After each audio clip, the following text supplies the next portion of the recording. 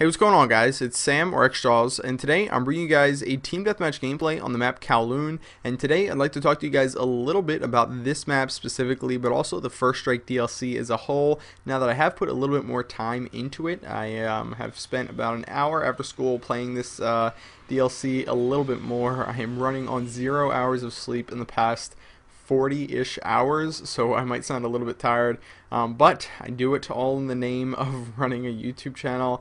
It was really, in retrospect, not a smart idea for me to stay up all night. It was more like excitement for the Black Ops map pack, and I know there are much better things in life to get excited about, but this game's gotten pretty stale, so I was hoping for something really good with this map pack. And even though I knew the map pack wouldn't be coming out until like 5 a.m. Eastern Standard Time, I just decided to stay up because I felt like it and I felt like my body could handle it, and I guess I am handling it relatively well. I got a couple more hours to go until I can go to bed without completely ruining my sleep schedule, but we'll see how that goes. So anyway, Kowloon, I talked a little bit about this in my Berlin Wall Team Deathmatch commentary, and my opinion on it still stands. Unfortunately, it doesn't seem like I'm going to be proven wrong in that this is a really choppy map to play.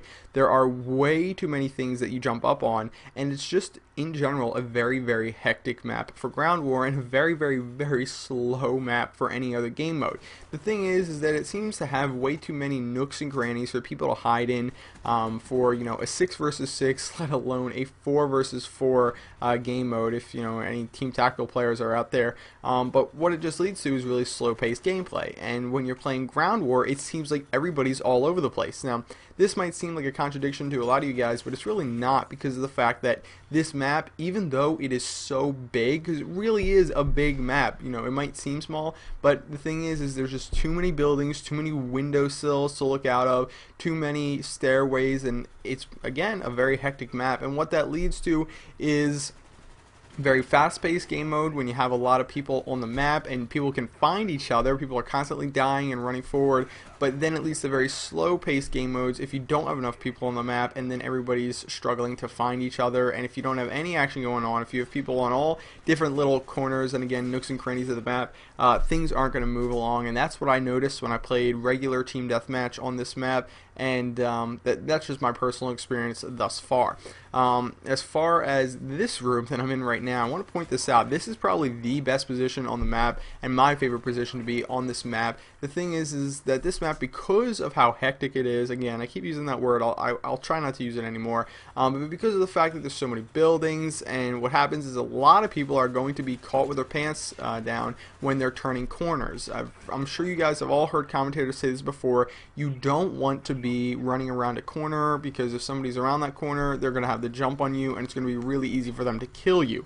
Well, because there aren't that many lines of sight, if you can find a building like the one in the center of this map that I'm talking about, that I was in a little bit earlier, what you're going to be able to do is cut off a lot of people, and it leads to building a kill streak relatively easily, as long as you make sure that nobody's coming up through the stairway or the two accesses to that building, accesses I guess I should say, to that building. And that's relatively easy to do if you use a claymore and your ears, maybe if you have a headset, that'll definitely help out. I know I do, and it helps out a lot.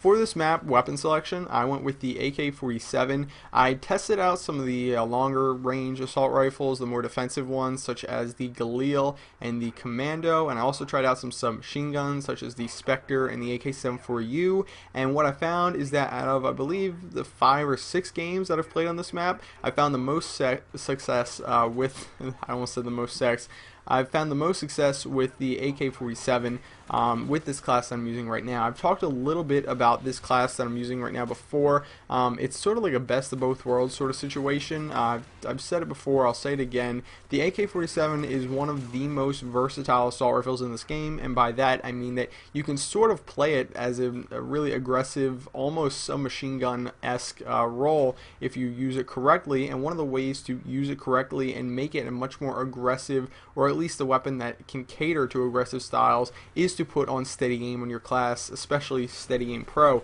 That's going to not only help your hip fire out a lot, but in close quarter situations where two people obviously run into each other, you're going to be able to pull out your weapon from your hip a lot faster and get those bullets on target a little bit quicker, and hopefully kill that person a little bit quicker. That's obviously the goal of it all. So that's the class that I found a little bit of success with because of how many corners there are on this map, and also I'm able to use the AK-47 in general as an assault rifle for those longer lines of sight from the center building. But anyway, guys, that's just a little bit about this map. I hope you guys who are on the Xbox 360 are having fun with these maps. Hope you guys on the PS3 and PC are getting excited for these maps. Final score of this game was 36-3, not bad. If you enjoyed it, please give the video a thumbs up. It really helps me out, and I'll see you guys later. Bye.